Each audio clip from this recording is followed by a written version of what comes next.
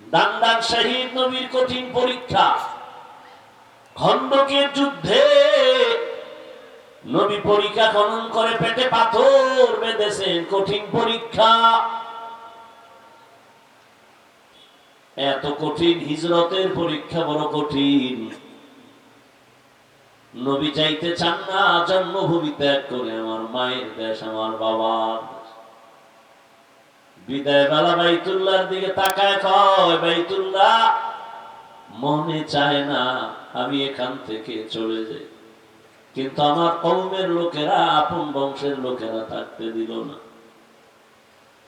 চোখের পানি ছেড়ে বলে, বাইতুল্লাহ সাক্ষী থাক, আজ আমি চোখের পানি ছেড়ে যাই, এমন একটা দিন আসবে আমি হেসে হেসে বিজয়ের মালা নিয়ে এখানে দাঁড়াবো। রহমতের নবী বের হইয়া মদিনার পথে আগাচ্ছেন। আবু বকরের ঘরের দরজায় গিয়া ডাক দিবেন, এর মাঝে যতবার কদম দেয়, 2 কদম দেয়, আবার পিছনে বাইতুল্লাহর দিকে তাকায়, একটু যায় আবার তাকায় আর কাঁদে। রহমতের নবীর মন চায় না জন্মভূমি ত্যাগ করে চলে যাবে। রাতের আধারে সালাম দিলেন, ঘরের ভেতর থেকে আবু বকরের আওয়াজ, লাব্বাইক ওয়া সা'দাইক ইয়া রাসূলুল্লাহ। নবী হালকা আওয়াজ দিয়েছেন, আবু বকর আপনি কি ঘুমান নাই? বলে না ইয়া রাসূলুল্লাহ, আপনি বহু আগে আমার কানে আওয়াজ দিছিলেন হিজরতের সাথী হতে হতে হতে পারি। আল্লাহর জাতের কসম, আমি যত ব্যস্ত থাকি, রাতের বেলা অপেক্ষায় বসে থাকি, রহমতের নবী কখন এসে আমারে ডাক দিবেন, ঘুমালে হবে না। নবী আশ্চর্য হয়ে গেলেন, এমন ত্যাগ কি মানুষের জন্য করতে পারে? আবু বকর কাঁদেন আর বলেন, রহমতের নবী, আমার ছোট মেয়ে আসমাও ঘুমায় না, প্রতিদিন নাস্তা বানায় রেডি থাকে, মদিনার সফর বড় লম্বা, নাস্তা দিয়ে দিবে। এমন কি যে সফরের উট রেখেছি, উটও ঘুমায় না, সারা রাত সজাগ থাকে, কখন জানি সফর শুরু হয়ে যায়। এত পরীক্ষা, এমন একজন লেকচারার নাই, লেখক নাই, এমন একজন ওয়াইজ নাই যে রাসূলের করুণ কাহিনী বলে না, লেখক লিখে না, কিন্তু কিয়ামত পর্যন্ত লেখা চলবে, কলম শেষ হবে, রহমতের নবীর প্রশংসা আর কষ্টের জীবনী বলে শেষ হবে না। আল্লাহ এত কষ্ট নবী করলেন, পুরস্কারটা আমি আরশে আজিমে নিয়ে দিব। আসেন। हुआ हुकुम जिब्राइल को रूशता बुराक जन्नत से कर इंतखाब सजा उसको ज़वर से तू ताबा फिर उसको तू काबा में ले कर के जा। জিবরাইল আমিনকে আল্লাহ অর্ডার করে দিলেন, জান্নাত থেকে একটা বাহন নিয়ে যাও, বরাক, রহমতের নবীনে আমার দাওয়াতের সালাম দিয়া নিয়ে আসো। জিবরাইল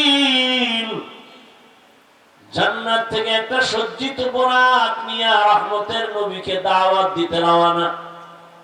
রাতের গভীর বাইতুল্লাহর পাশে গিয়া বরাকটারে বেঁধে এরপরে রাসূলের ঘরে গেলেন ডাকার জন্য। নবী ঘুমান্ত অবস্থায় আছেন কোথায়? কেউ বলেন শিয়াবে আবু তালিবের মাঝে নবী ঘুমাচ্ছেন, কেউ বলেন চাচাতো বোন উম্মে হানির ঘরে ঘুমাচ্ছেন, কেউ বলেন হাতিমে কাবায় নবী ঘুমাচ্ছিলেন। তিনটা বর্ণনাই বিশুদ্ধ। এর সামঞ্জস্যতা কি? ওলামায়ে কেরাম লিখেছেন, শিয়াবে আবু তালিবের আন্ডারেই ছিল, বাউন্ডারির মধ্যেই ছিল উম্মে হানির ঘর। জিবরাইল আমিন ঘরের উপর থেকে ফাঁকা করে নিচে নামলেন, দরজা খুলেন নাই, নবী তো ঘুমাচ্ছেন। জিবরাইল আমিনের নূরের 600 পাখা এক পাশে চেপে রসুলের মাথায় টাচ করেন নাই, রসুলের পা মোবারকের নিচে গিয়ে একটু হালকা ভাবে পাখা লাগালেন। রহমতের নবী সোজা হয়ে গেলেন। তাকায় দেখে জিব্রাইল, দরজা লক করা, উপর থেকে খালি আসমান দেখা যায়।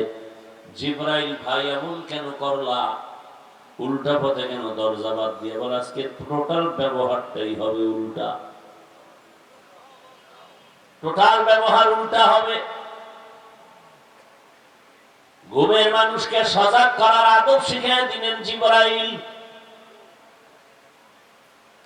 এ কারণে রহমতের নবী বলেন, আদ্দামানি রব্বি ফাআহসানা তাদিবি ওয়া আল্লামানি রব্বি ফাআহসানা তালিমি। নবী সজাগ হয়ে গেলেন, নবীর হাত ধরে হাতিমে কাবায় নিলেন। নবী আবার ওখানে তন্দ্রাচ্ছন্ন হলেন। জিবরাইল আবার ওখান থেকে উঠাইয়া বাইতুল্লাহ দরজার বরাবর পাশে জমজম কূপের কাছে নিয়ে শোয়া দিলেন। নবী বলেন, আমি সব দেখতেছি। চিৎভাবে শোয়াইয়া আমার বুকটাকে চিরলেন, কলবটাকে বের করলেন, স্বর্ণের পেয়ালায় রাখলেন, জমজমের পানি দিয়ে ধুইলেন। এরপরে আবার ভেতরে রাখলেন, চাপ দিলেন, সমান হয়ে গেল। আমি তাকায় দেখতেছি আমার ডান পাশে 70,000 রহমতের ফেরেশতা দাঁড়ানো, বাম পাশে 70,000 ফেরেশতা দাঁড়ানো, সামনে 70,000 রহমতের ফেরেশতা, পেছনে 70,000 রহমতের ফেরেশতা। মিকাইল আলাইহিস সালাম দাঁড়ানো। আমার কলব বের করলো, কুদরতের অপারেশন করলো এরকম 4 বার। সেলাই লাগে নাই, রক্ত যায় নাই, ব্যথাও পাই নাই। এটাকে বলে বর্তমান আধুনিক বিশ্বে ওপেন হার্ট সার্জারি। বাহাদুরি করে আমি ওপেন হার্ট সার্জারি করে সাকসেস। তোমার 1000 বছর আগে আমার আল্লাহ সাকসেস। ওপেন হার্ট সার্জারি হয়েছে রসুলের 4 বার। সেলাই নাই, রক্ত নাই, ব্যথা নাই, কুদরতের অপারেশন। কে জানি আবার ঘুমের মধ্যে স্বপ্ন দেখছে রসুলের কোন এরকম কি বলে সবকে সদর হয় নাই, বড় কঠিন হালাত। এগুলো নাকি মিথ্যা কথা, কোরআনের আয়াত মিথ্যা কথা। আল্লাহ হেদায়েত দান করুন। আপনাদের খারাপ খারাপ লাগতেছে মনে হয় না? আমি টের পাইলে আমি মোনাজাত দিব, আপনাদের টেনশন করার কিছু নেই।